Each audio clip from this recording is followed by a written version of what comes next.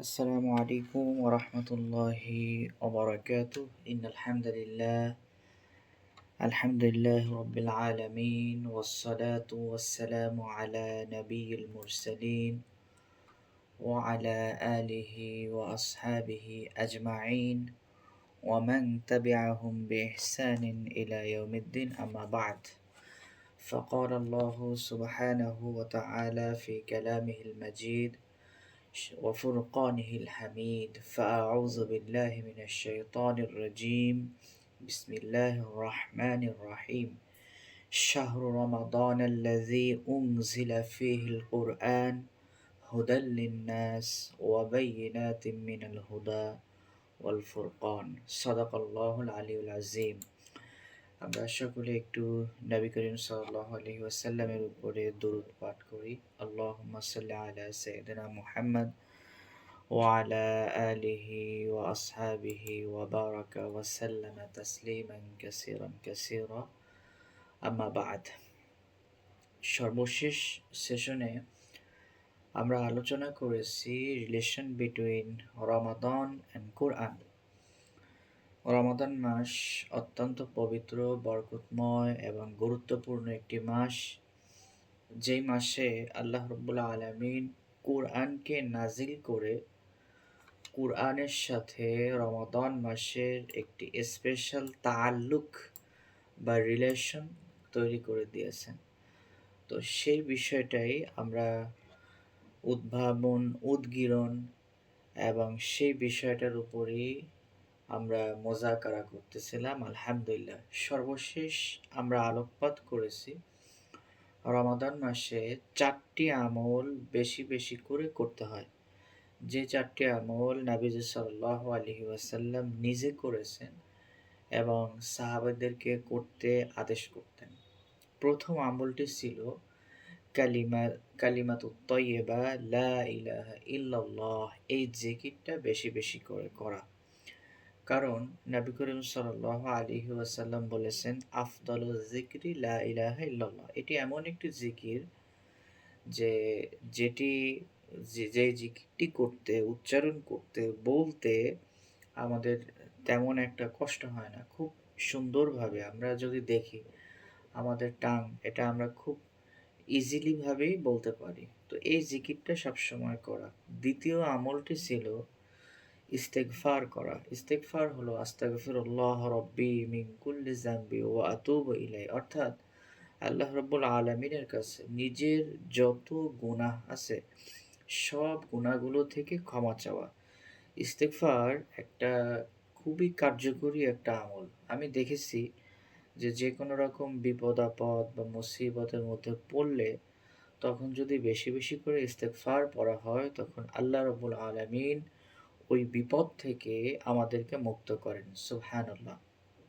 তো কোনো হাদিসের ভিতরে আসছে যে ইস্তেগফার হচ্ছে এমন একটি আমল যেটি বান্দা এবং আল্লাহ তাআলার সম্পর্ককে মজবুত করে। এজন্য সালাফগণ তারা প্রতিদিন কেউ 100 বার, কেউ 300 বার এরকম করে ইস্তেগফার পাঠ করতেন। এরপরে সারা বছরই আমাদের এই চর্চাগুলো থাকা উচিত। যে আমলগুলো আমরা এখন রমাদান মাসের ভিতরে করতেছি, সে আমলগুলো যেন রমাদানের পরেও আমাদের বহাল থাকে। নবী করিম সাল্লাল্লাহু আলাইহি ওয়াসাল্লামের একটি হাদিস হযরত আবু হুরায়রা রাদিয়াল্লাহু তাআলা আনহু হতে বর্ণিত। তিনি বলেন যে তিনি নবী করিম সাল্লাল্লাহু আলাইহি ওয়াসাল্লামকে এটা বলতে শুনেছেন যে নবী আল্লাহ তাআলার কসম করে বলতেছেন যে ওয়াল্লাহি, আমি আল্লাহ তাআলার শপথ করে বলতেছি যে আমি দিনে 70 বারেরও বেশি আল্লাহ তাআলার কাছে তাওবা ইস্তেগফার করি। তাহলে সুবহানাল্লাহ, নবীগণ তো মাসুম, নিষ্পাপ। তো যেখানে নবীকে আল্লাহ তাআলা বলে দিয়েছেন যে আপনার পূর্বের এবং পরের মা তাকদ্দামা জামবিহি ওয়া মা তাআখার, যে নবী আপনার পূর্বের এবং পরের যত রকম ভুল ভ্রান্তি আপনার থেকে হয়ে যাবে সব মাফ।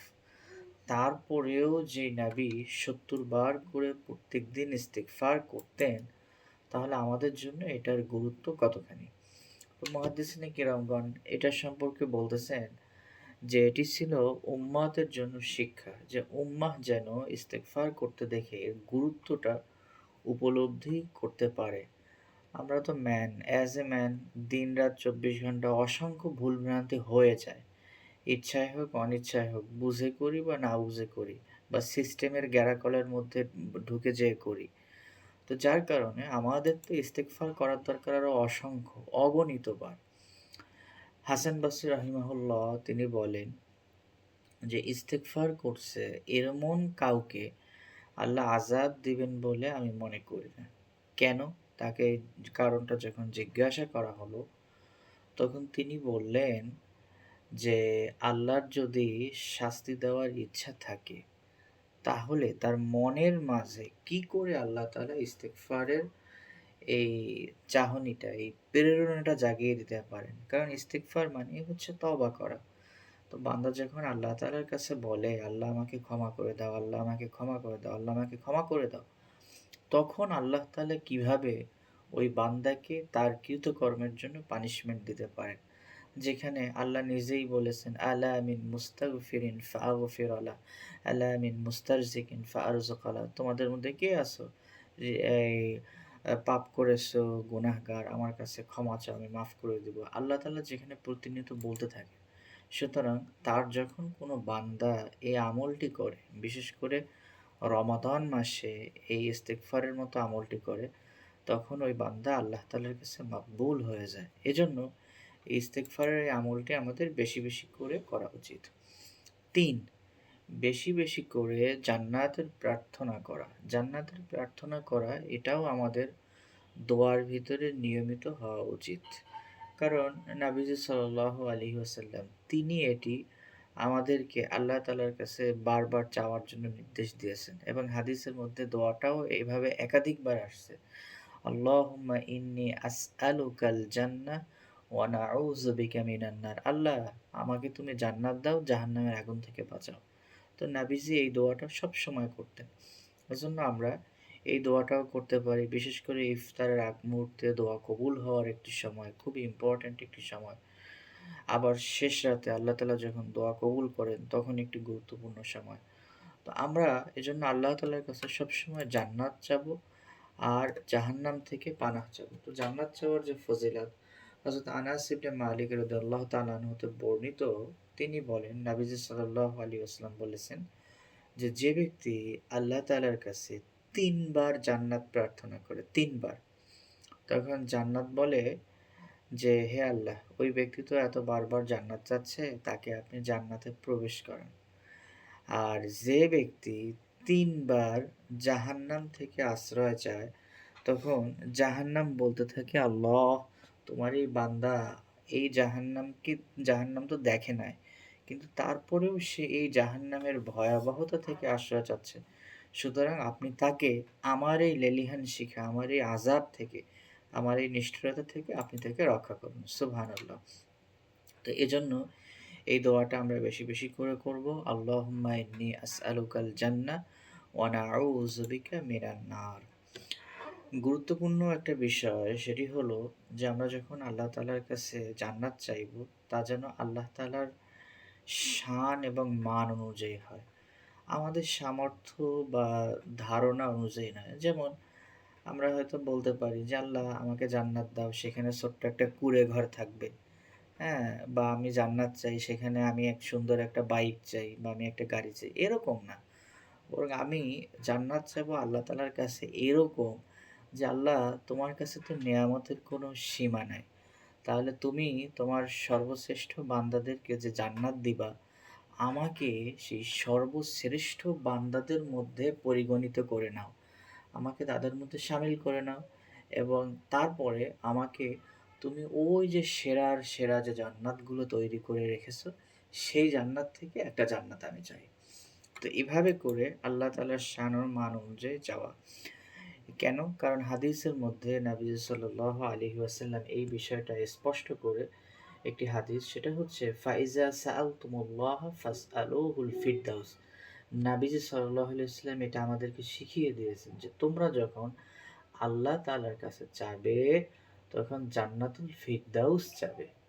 কারণ এই জান্নাতুল ফিরদৌস হচ্ছে জান্নাতের মধ্যে সবথেকে বেস্ট, সর্বোচ্চ ও সর্বোত্তম জান্নাত, যেখানে আল্লাহ রাব্বুল আলামিনের আরশ অবস্থিত যে জান্নাতের সাথেই, এবং সেখান থেকেই জান্নাতের যে মূল যে ৫টি নহর প্রবাহিত, এই ৫টি নহর আল্লাহ তাআলা এই জান্নাতুল ফিরদাউস থেকেই প্রবাহিত করেছেন, যেটা প্রত্যেকের জান্নাতের ভিতরের অংশের ভিতর দিয়ে প্রবাহিত।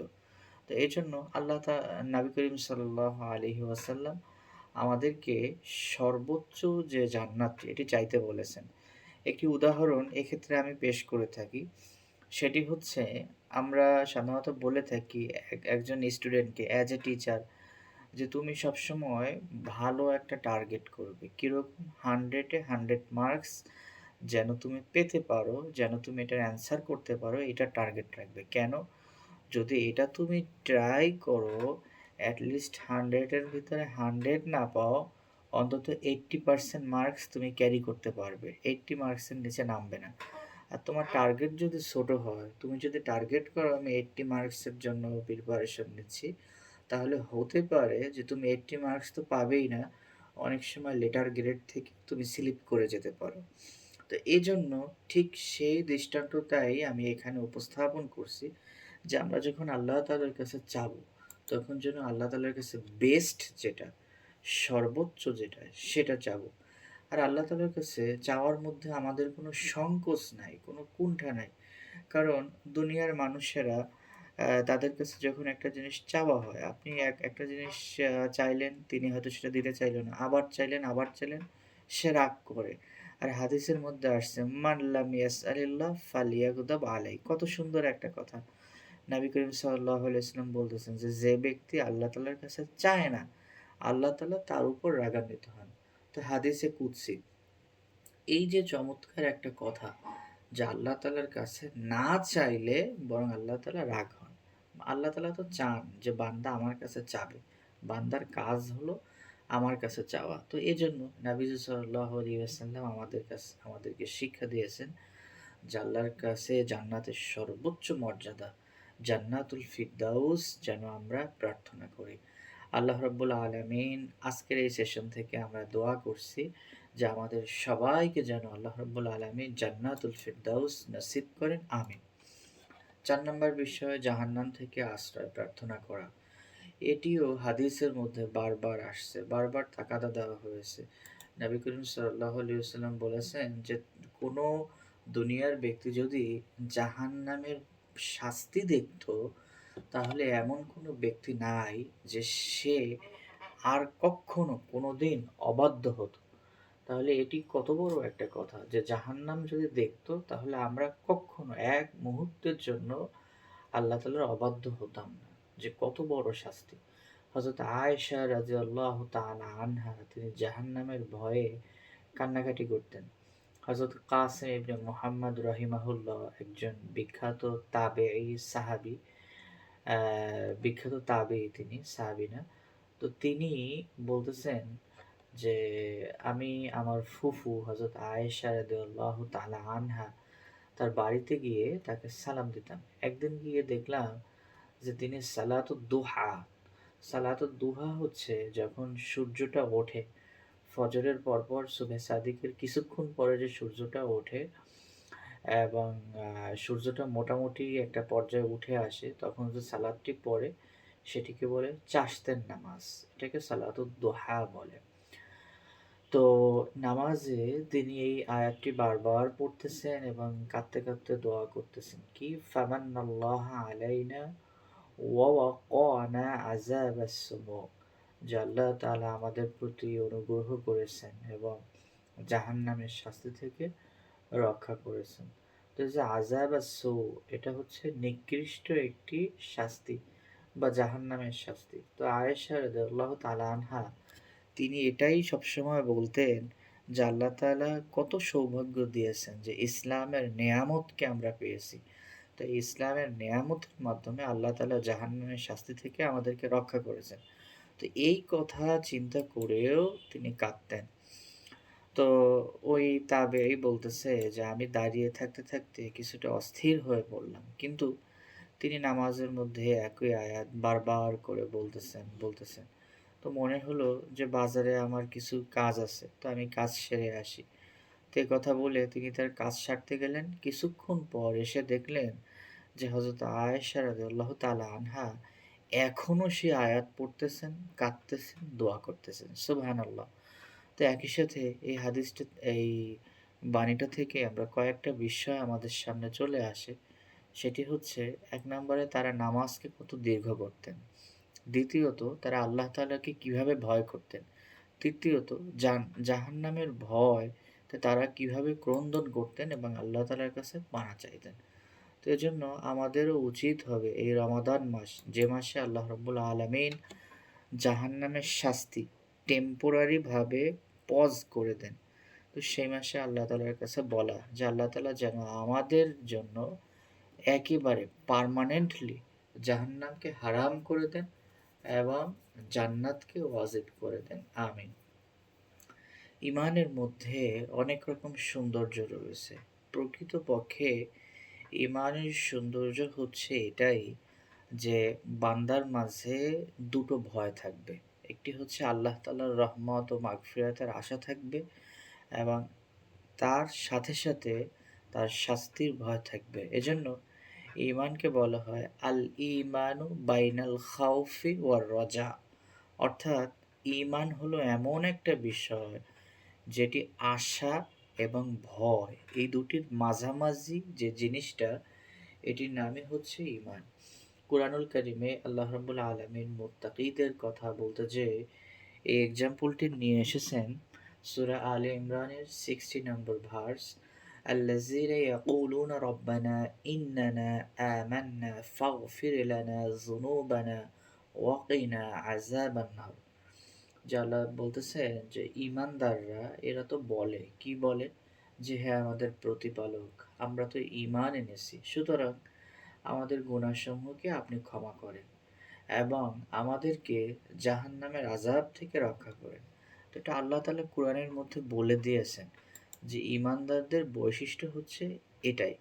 তো সুতরাং আল্লাহ তাআলা এই আয়াতের আগের অংশেই মুত্তাকিদের জন্য জান্নাত এবং তার অসংখ্য নিয়ামতের কথা তিনি বর্ণনা করেছেন এবং সাথে আল্লাহ রাব্বুল আলামিনের যে সন্তুষ্টি সেটির কথাও আল্লাহ তাআলা বলেছেন। পাশাপাশি আল্লাহ তাআলা তাদের জন্য দোয়া করার সিস্টেমটাও বলে দিয়েছেন যে একজন ঈমানদার, একজন মুমিন বান্দা সে আল্লাহ তাআলার কাছে কিভাবে প্রার্থনা করবে, কিভাবে জান্নাত চাবে, কিভাবে জাহান্নাম থেকে আল্লাহ তাআলার কাছে পানাহ চাবে, এই বিষয়টাও আল্লাহ তাআলা শিখিয়ে দিয়েছেন। এরপরে আমাদের একটি বহুল আলোচিত প্রশ্ন যে কুরআনুল কারীম রমাদান মাসে কতবার খতম করব? রমাদানে কতবার খতম করা উচিত? শরীয়ত আসলে এই ব্যাপারে নির্দিষ্ট কোনো সংখ্যা নির্ধারণ করে দেয়নি। তবে যত বেশি সম্ভব পারা যায় বেশি করে আমাদের এই তেলাওয়াত করা। কেননা আল্লাহ তাআলা বলেছেন, "ওয়াফি যালিকা ফালইয়াতানাফাসিল মুতানাফিসুন।" যে আল্লাহ তাআলা বলেছেন যে যারা ঈমানদার ব্যক্তি আছে এরা তো ভালো কাজের ব্যাপারে প্রতিযোগিতা করে। তো নবী করিম সাল্লাল্লাহু আলাইহি ওয়াসাল্লাম বলেছেন যে তোমরা সবসময় ভালোর ব্যাপারে প্রতিযোগিতা করো, অগ্রসর হও। তো এজন্য ভালো কাজের প্রতিযোগিতা করে যে আমরা একজন আরেকজনের সাথে এরকম একটা ভালো কম্পিটিশন করতে পারি যে আমরা এরকম কম্পিটিশন করতে পারি যে যে ভাই আমি এই রমাদান মাসে অন্তত ৩ খতম কোরআন পড়বো। বা আমি আরেকজনের সাথে কম্পিটিশন করতে পারি যে আমি অন্তত ৫ খতম কোরআন পড়বো। তো এভাবে করে আমরা একজন আরেকজনের সাথে এটা করতে পারি। এটা জায়েজ। ইবাদতের ক্ষেত্রে এই কম্পিটিশনটা করা জায়েজ। হ্যাঁ, তবে এর ভিতরে একটা ব্যাপার আছে। সেটি হচ্ছে যদি লোক দেখানো ব্যাপার হয় তখন আবার ওই বিষয়টা আলাদা, রিয়া। কিন্তু আমরা যদি লোক দেখানো না, আল্লাহ তাআলার সন্তুষ্টির উদ্দেশ্যে ভালো কাজের কম্পিটিশন করি। যে ভাই তুমি তোমার সাথে কম্পিটিশন দেখি কে কয় খতম কত কুরআন তেলাওয়াত করতে পারে। তো এটা করা জায়েজ এবং কোনো জায়গায় আল্লাহ রাব্বুল আলামিন কোরআনে যেভাবে বলেছেন হাদিসের মধ্যেও ঠিক সেভাবে নির্দেশনা দেওয়া হয়েছে যে লিয়াবলুয়াকুম আইয়ুকুম আহসানু আমালা। আল্লাহ রাব্বুল আলামিন তোমাদেরকে পবিত্র পরীক্ষা করতে চান যে কে তোমাদের ভিতরে আমলে উত্তম। এটি সূরা মুলকের মধ্যে 2nd ভার্সে আলোচনা করা হয়েছে। তো এখানে আল্লাহ তাআলা কিন্তু অধিক আমলের কথা বলেননি। বলেছে যে উত্তম আমল। তো এখানে একটা বিষয় বলা হয়েছে সেটি হলো কোরআনের ক্ষেত্রে আমরা এটা কম্পিটিশন করতে পারি ঠিক আছে, কিন্তু সেটা মনোযোগ দিয়ে পড়া, চিন্তাভাবনা করে পড়া, অর্থ বুঝে পড়ার চেষ্টা করা। তো এভাবে পড়াটা আরও বেশি উত্তম। আমি এই কথাটা প্রায়ই বলি যে ইবাদতের ক্ষেত্রে কোয়ান্টিটি নয়, কোয়ালিটিটাই মুখ্য। অর্থাৎ আমরা দেখা যাচ্ছে যে অনেক সময় ৩০ রাকাত নামাজ পড়তেছি, নফল নামাজ। তো ৩০ রাকাত নফল নামাজ খুব তাড়াহুড়া করে ঠোকর মেরে সিজদা না করে আমরা যদি ধীরে, ধীরে ২ রাকাত পড়ি, তো অনেক সময় ৩০ রাকাতের চেয়ে ২ রাকাতটা বেশি ইফেক্টিভ হয়। তো এজন্য কুরআনুল কারীম তো আমরা প্রতিযোগিতা করব ঠিক আছে, কিন্তু সেটা যথাযথভাবে হক যেন আদায় হয়। এই হক যেন ছুটে না যায়। আচ্ছা টাইম আ আমি ইনশাআল্লাহ ১০ মিনিটের মধ্যে শেষ করব। তো কুরআনুল কারীমের মধ্যে কিছু হক আছে। ১ নম্বরে হচ্ছে সহিভাবে কোরআনকে তেলাওয়াত করা। তো রমাদান মাস চলছে, কোরআন মাজিদের মধ্যে তেলাওয়াত শেখাটা খুবই গুরুত্বপূর্ণ। আমরা যারা তেলাওয়াত পারি মাশাআল্লাহ। আর যারা তেলাওয়াত পারি না আমরা চেষ্টা করি যে কোরআন তেলাওয়াতটা শুদ্ধ করে নেওয়ার জন্য। কারণ কোরআন তেলাওয়াত নামাজ শুদ্ধ হওয়ার জন্য অন্যতম শর্ত। প্রতিদিন তেলাওয়াতের অভ্যাস করা। আমরা চেষ্টা করি প্রতিদিন অল্প, অল্প অংশ করে তেলাওয়াত করা। আমাদের অধঃপতনের কারণ সম্পর্কে উপমহাদেশের একজন প্রখ্যাত আলেম মাহমুদ হাসান দেওবন্দি রহমতুল্লাহ আলাইহি তিনি বলেন যে মুসলিমদের অধঃপতনের কারণ হচ্ছে ২ টা। ১ নম্বরে আমরা কোরআনকে ছেড়ে দিয়েছি তথা তেলাওয়াত ছেড়ে দিয়েছি, এর অর্থ বোঝার চেষ্টা ছেড়ে দিয়েছি এবং এটার যে তালিম তারবিয়াত আছে সেটা থেকেও আমরা দূরে সরে গিয়েছি। দ্বিতীয়ত আমরা ক্ষুদ্র, ক্ষুদ্র ক্ষুদ্র, ক্ষুদ্র গ্রুপে ভাগ হয়ে যাওয়া এটা করতেছি। যে এটা জায়েজ নাই, ওইটা জায়েজ নাই, এইটা করা যাবে না, ওইটা করা যাবে না, এইটা করো না। মানে ছোট, ছোট বিষয় নিয়ে মতভেদ করে আমরা ছোট, ছোট আলাদা, আলাদা হয়ে গিয়েছি। দলে, দলে বিভক্ত হয়ে গিয়েছি। অথচ আল্লাহ রাব্বুল আলামিন বলে দিয়েছেন যে তোমরা কখনোই এরকমভাবে খন্ড-বিখন্ড হয়ে যেও না। কারণ নবী করিম সাল্লাল্লাহু আলাইহি ওয়াসাল্লাম বলেছেন যে কোরআন কিয়ামতের দিন এই অভিযোগ করতে পারে যে আমার কওম এই কোরআনকে পরিত্যক্ত করে রেখেছিল। কেয়ামতের দিন কোরআন আমাদের জন্য এটা আল্লাহ তাআলার কাছে অভিযোগ করতে পারে। যদি এটা অভিযোগ করে তখন কি আমরা মুক্তি পেতে পারবো? তখন আল্লাহ তাআলার সামনে আমাদের আর জবাব দেওয়ার কোনো উপায় থাকবে না। দ্বিতীয়ত কোরআন বোঝা ও হেদায়েত গ্রহণ করা। কারণ আল্লাহ রাব্বুল আলামিন বলেছেন হুদাল্লিল মুত্তাকিন, মুত্তাকিদের জন্য হেদায়েত। তো এজন্য আমরা চেষ্টা করব যেন কোরআনকে বুঝতে পারি এবং এটার মধ্যে যে তালিম আছে সেই তালিমকে আমরা যেন শিখতে পারি। ধরে নেই আমাদের কাছে একটা চিঠি পাঠালো, একটা মেসেজ।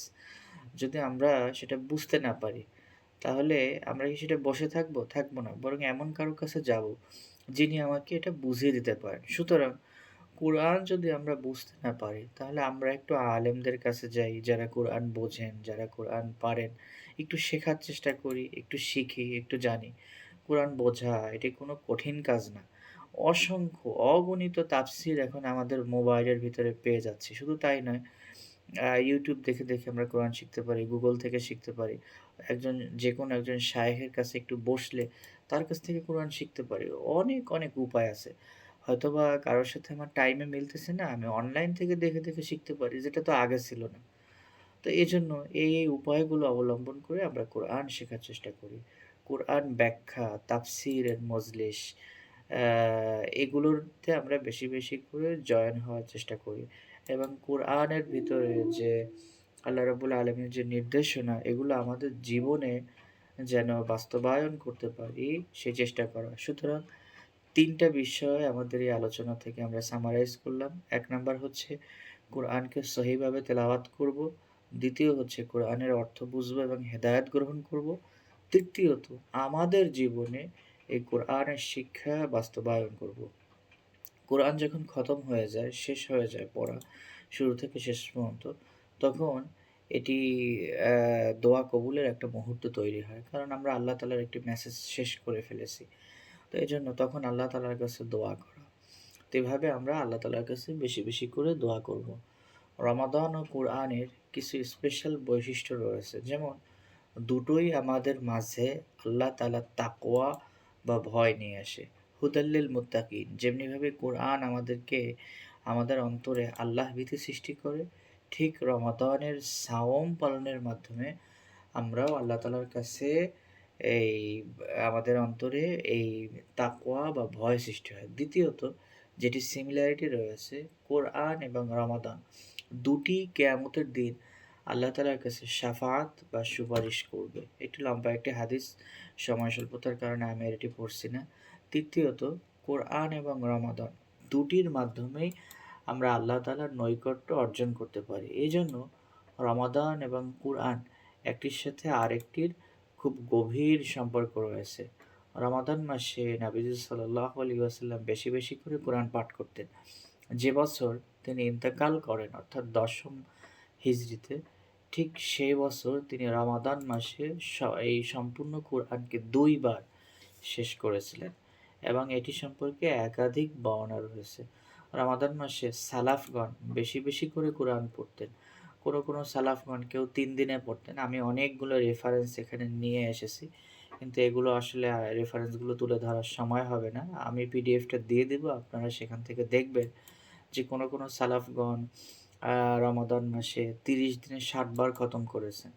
কেউ রমাদান মাসে কমপক্ষে ১০ বার খতম করার টার্গেট নিতেন। ইমাম মালিক রহমতুল্লাহ আলাইহ, তাকে তো চিনি, যে তিনি হাদিসের একজন বিখ্যাত হাদিস বিশারদ ছিলেন। যার মাধ্যমে এই মালিকি মাযহাব বর্তমানে প্রচলিত, যেটি মদিনার একটি মাযহাব।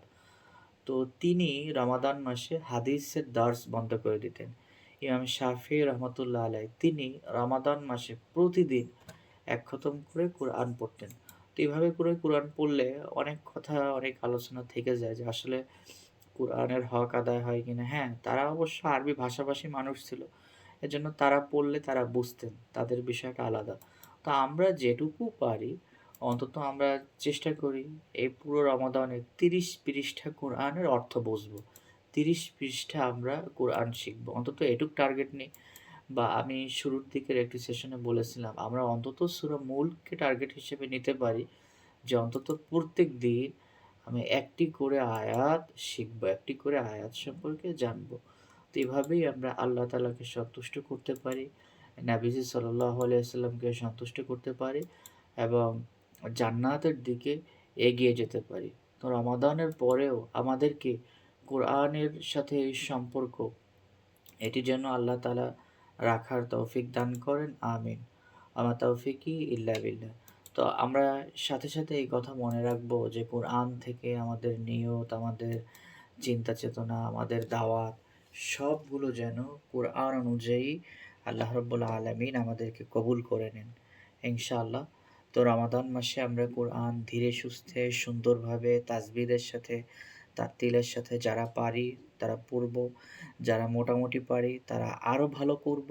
আর যারা আমরা এখনও পড়তে পারি না, আমাদের কোনো লজ্জা নেই। আমরা যেকোনো একজন শায়েখের কাছে, যেকোনো একজন ভাইয়ের কাছে ইনশাআল্লাহ বসবো। প্রয়োজনে আমি আপনাদেরকে উদাত্ত আহ্বান জানাচ্ছি, আপনাদের যখন, যেদিন, যে সময় হবে, আপনারা আমাকে যদি একটু নক দিয়ে রাখেন যে ভাইজান আমি আগামী দিন শিখবো। আপনি যদি বলেন যে আমি রাত ২টার সময়ও একটু ১০ মিনিট সময় চাই, তাহলে আমি আপনার জন্য আমি ওই রাত ২টার সময় বের করে ইনশাআল্লাহ বসে থাকবো। শুধু একটাই অনুরোধ যে আপনি যেন কোরআনকে একটু তেলাওয়াত করতে পারেন। মনের মাধুরী মিশিয়ে আল্লাহ তাআলার কাছে যেন চাইতে পারেন। তো আল্লাহ রাব্বুল আলামিন আমাদের আমলগুলোকে, আমলে সালেহাতগুলোকে কবুল করুন। আমিন। ওয়া মা তৌফিকি ইল্লা বিল্লাহ।